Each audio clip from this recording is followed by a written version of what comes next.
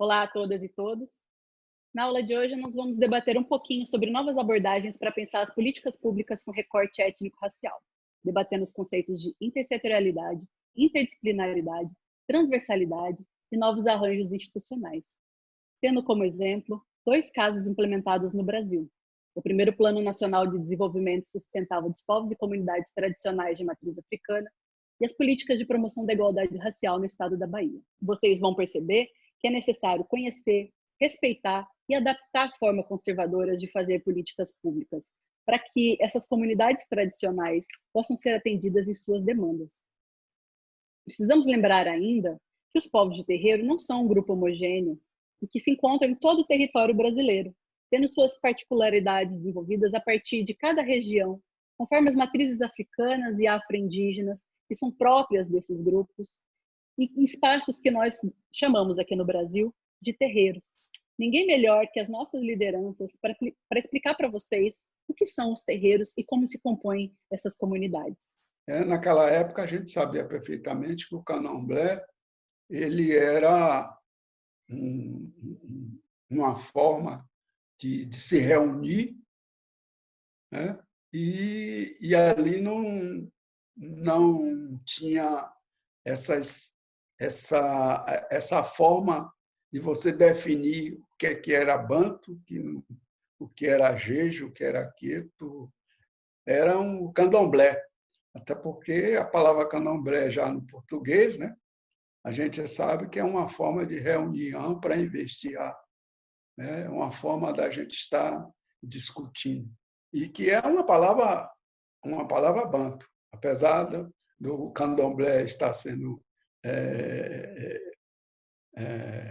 visto aí como em português, ela é uma palavra quimbundo e que seria candombele, e é um verbo, né? Candombele é uma forma de oração, de reunião para investigar. É essa que é a palavra correta. E aí ficou candombe, candombe e acabou em candomblé. Bom, português todo mundo sabe, e a África quase toda teve domínio português, e falar português ao povo banto, isso não é nenhuma novidade. O terreiro é uma instituição religiosa, né, de origem afro-brasileira. Ele é organizado a partir do cargo sacerdotal, que masculino é o do Babalorixá e feminino é o da Ialorixá. Tem uma configuração familiar, né, que popularmente as pessoas tratam de pai, mãe de santo e filhas de santo. Existe um processo hierárquico dentro do terreiro que tem uma relação com o fazer do sagrado. Esse terreiro ele tem a possibilidade de atendimento às pessoas que a ele procura, e a partir desse processo de atendimento, as pessoas são convidadas ou chamadas, como queiram, a participar daquele EBE, é a comunidade.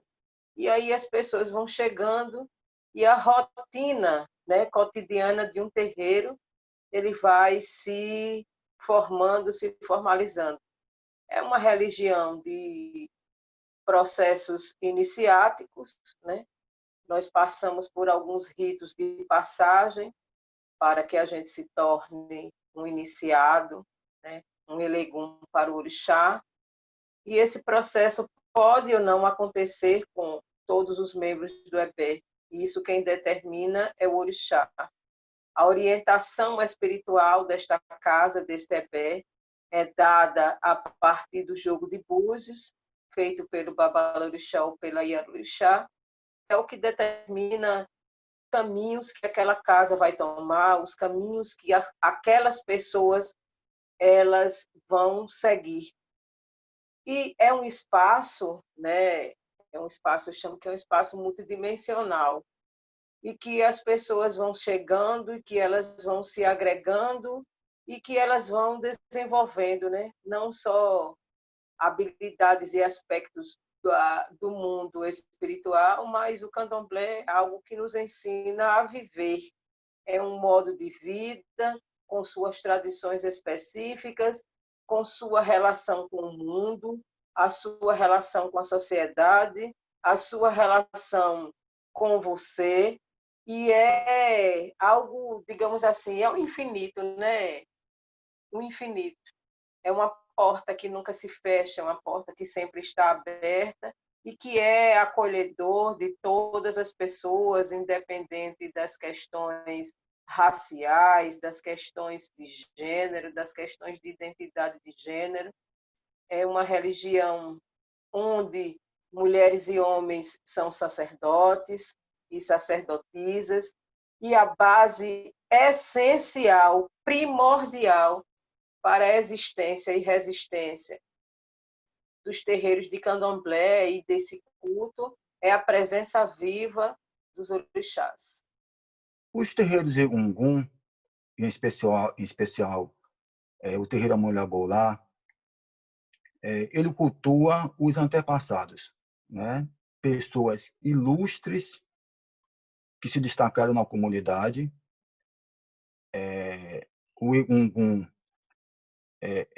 geralmente, né, só pode ser chegar a esse status as pessoas que são homens.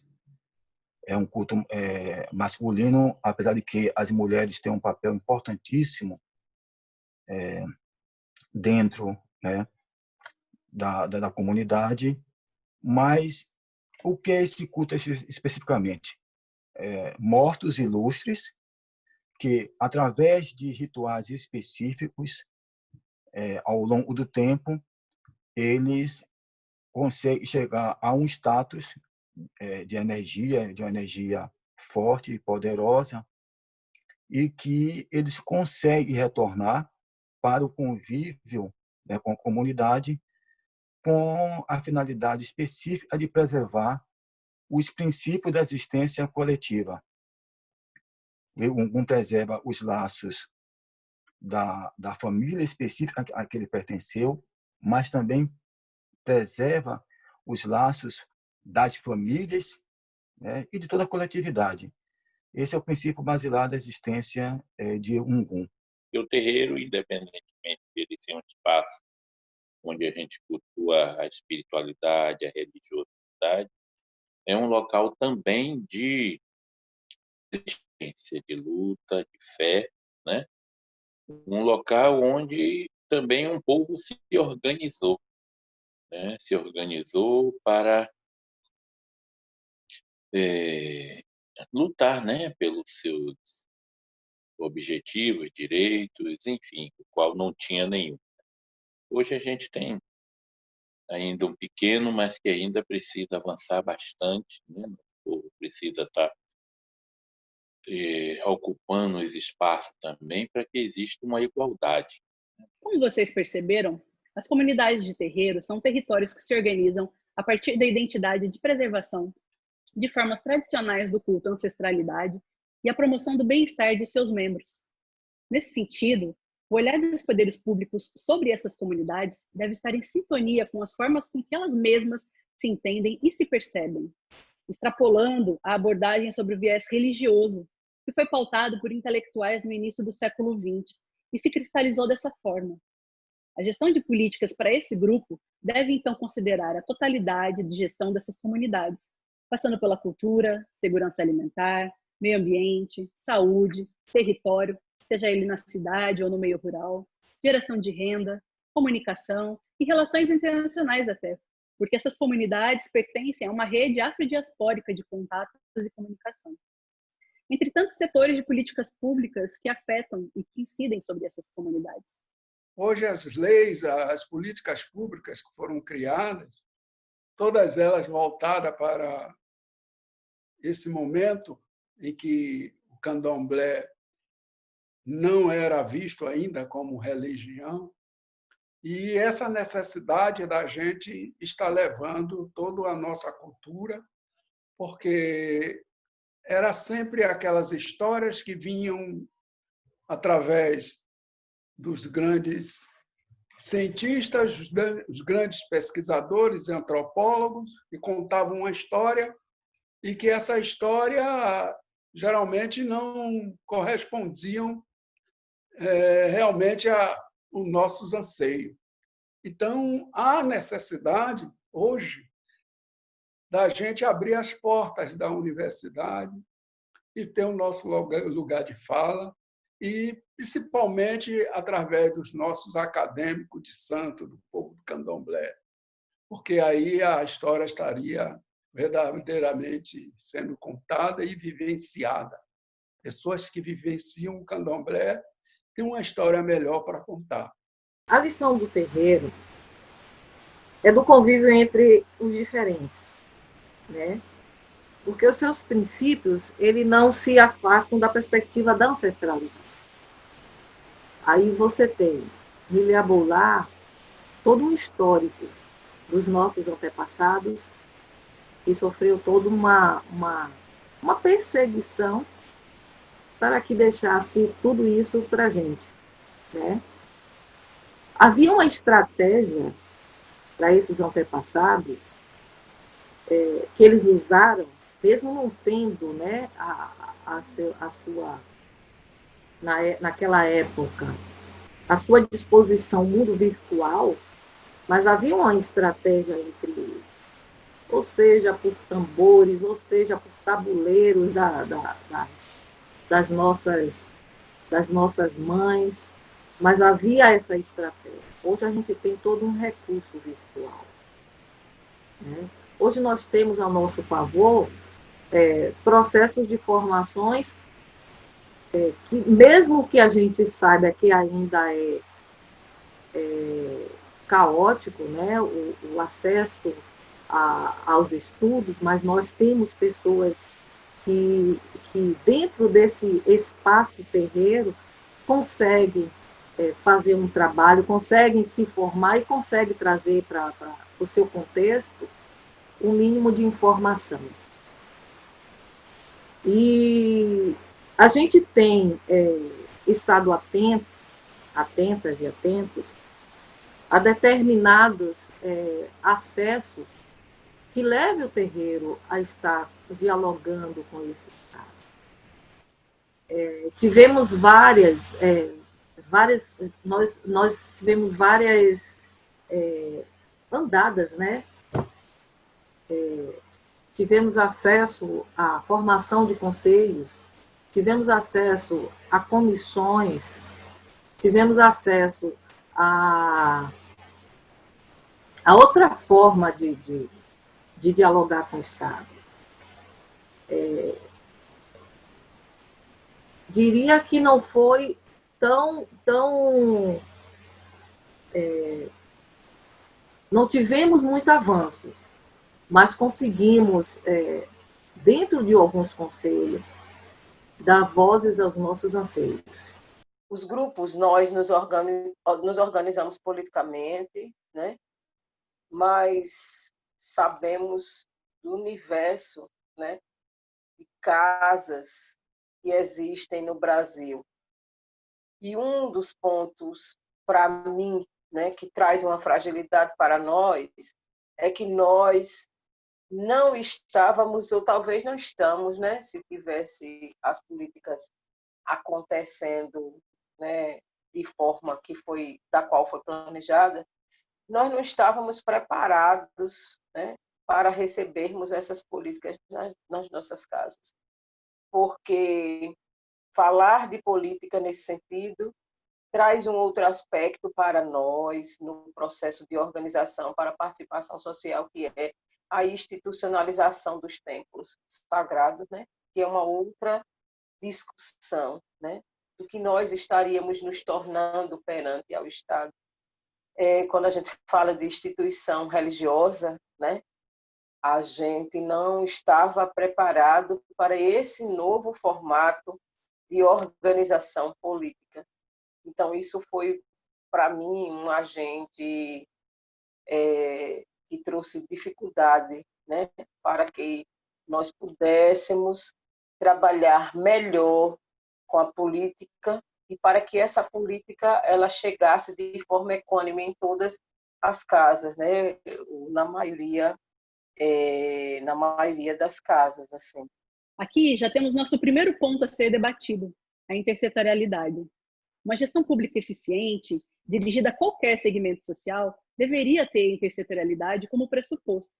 No entanto, quando tratamos de comunidades historicamente excluídas do processo deliberativo do Estado, a ideia de reparação e a urgência do atendimento dessas demandas nos organizam a usar a intersetorialidade como método.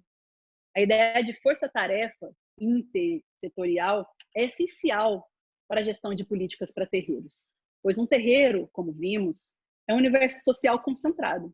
Dessa forma, o Estado deve atuar mobilizando e articulando gestores de diferentes instituições públicas, criando instrumentos de gestão que permitam implementar ações integradas entre diferentes instituições e seus respectivos instrumentos. Esse foi o caso do primeiro Plano de Desenvolvimento Sustentável dos povos e comunidades tradicionais de matriz africana. É importante que a gente entenda aonde ele se insere e qual era a instituição dentro do governo federal responsável pela sua articulação, coordenação e monitoramento. E para isso, a gente precisa entender um pouco sobre o papel e a função da CEPI, que é a Secretaria de Políticas de Promoção da Igualdade Racial, que é a instituição que foi responsável durante os anos de 2012 a 2015 pela elaboração, implementação e monitoramento desse plano. A criação da CEPI, no início dos anos 2000, foi baseada no entendimento de que era necessário uma instituição que pudesse agir de forma transversal, articulando e integrando políticas desenvolvidas pelos ministérios. No governo federal, portanto, a vinculação da CEPI à Casa Civil da Presidência foi fundamental para que esse tipo de ação pudesse ser articulada. Temos, portanto, um pressuposto da instituição, da CEPI, da Secretaria de Promoção da Igualdade Racial, como uma instituição interinstitucional capaz de integrar os ministérios e fazer o acompanhamento técnico de suas políticas setoriais, temáticas. A transversalidade, portanto, é um pressuposto da ação da CEPI. A participação social foi pensada na política de igualdade racial como um pressuposto fundamental, como um princípio de atuação. E dessa forma, os conselhos, instâncias de participação social foram e são fundamentais para a boa execução de uma política de promoção da igualdade racial. A gente vai falar um pouquinho mais sobre o primeiro Plano Nacional de Desenvolvimento Sustentável dos Povos e Comunidades Tradicionais de Matriz Africana. Esse plano aqui, que foi criado no ano de 2002, implementado entre os anos de 2013 e 2015. Como vocês podem ver, o plano ele era estruturado em eixos, metas e planos vinculados ao Plano Plurianual do Orçamento Público Brasileiro, o PPA. E a gente pode perceber que ele se tornou um instrumento que demonstra a quantidade de demandas que o povo de terreiro historicamente vem apresentando ao governo federal. São várias iniciativas com diferentes temas, metas, nos quais a gente pode perceber a necessidade de integrar e intersetorializar as políticas públicas direcionadas a esse segmento social. Eu acho que não tem plano que dê conta, né, das nossas demandas, né, porque, para além de uma demanda geral, nós somos povos diversos e com as suas especificidades, né? Então, não teríamos um plano que pudesse dar conta, né? Primeiro, falo sempre do processo da burocratização. A relação, né, a participação social é bem complicada com o Estado, né, porque nós não estávamos, é uma coisa que eu sempre bato na tecla, de processos que foram desmanchados e que seriam grandiosos para aqueles espaços, né, mas que nós não estávamos organizadas no formato do Estado para receber a política, né? Isso é uma reflexão que faço, né? Entendemos como o governo funciona, mas, né, algumas flexibilizações poderiam ser feitas assim e não foram. Mas também nós precisávamos entender como nós deveríamos estar organizados institucionalmente para que essa política ela pudesse chegar. uma burocratização dessa relação do Estado, né, com os movimentos sociais organizados, ela é bem complicada. É um dos primeiros pontos, né, que eu gostaria de falar sobre o plano. O segundo, eu acho que foi uma tentativa, né, eu acho que a produção dele foi o que mais chegou perto, né, de atendimento das nossas demandas. Eu acho que assim, vislumbrou muita coisa, trouxe muita coisa, né, das nossas especificidades, né? É o segundo ponto que eu trago como um ponto positivo. O terceiro, não é uma outra reflexão sobre o conhecimento, até onde foi feito um plano, foi criado um plano, foi aprovado um plano, mas até onde nós pudemos ramificá-lo, né? Até onde esse plano chegou, né? Então, é uma outra coisa que eu trago uma reflexão. Fizemos o plano, para quê, para quem? Mas, no geral, o plano, né, ele trouxe para a gente muita coisa interessante. Eu não sei se nós conseguimos trabalhar, conseguimos organizar as demandas, mas dentre um dos processos, né, de ouvida junto às comunidades, né, a verticalização dos processos também é uma outra coisa que a gente precisa refletir, né? O processo da transversalidade, né? É um outro processo, né? Não basta apenas você ter um órgão PI, mas que você precisa fazer com que, né, os agentes públicos compreendam ações afirmativas e políticas de promoção para a igualdade racial. E esse processo, às vezes, da transversalidade, intersetorialidade, cai por terra porque nós não conseguimos nos comunicar dentro do próprio governo. Também acho que é algo que possamos refletir sobre o plano, que é a intersetorialidade, a transversalidade, a verticalização dele, mas, no geral, né, não somos mais quem éramos nesse sentido de criação do plano. A partir da existência de uma instituição no governo federal responsável pelo monitoramento, fomento e acompanhamento técnico de ações com recorte étnico-racial, a ideia de um instrumento integrado de gestão foi se tornando possível. E nas conferências nacionais setoriais, ficava evidente as demandas específicas que as populações de terreiro traziam para o governo federal. E sobre essa experiência das pressões políticas e o diálogo e mediação política com o governo federal, vamos chamar de volta nossos companheiros. Primeiro, né, é uma estratégia para que a gente possa fazer valer, inclusive, qualquer ação afirmativa de política para povos e comunidades tradicionais de terreiro, né? Precisamos de um processo de formação política para uma participação social mais efetiva. Precisamos esclarecer ao nosso povo que, de fato, é isso. Precisamos, né, fazer com que esse processo de organização política seja compreendido, né? Porque não é só a participação de quem faz a liderança ou de quem se relaciona com esse processo participativo. É você entender que essa relação com o Estado ela é institucional. Então, eu percebo que essas são as pautas fundamentais do nosso povo e continuam sendo.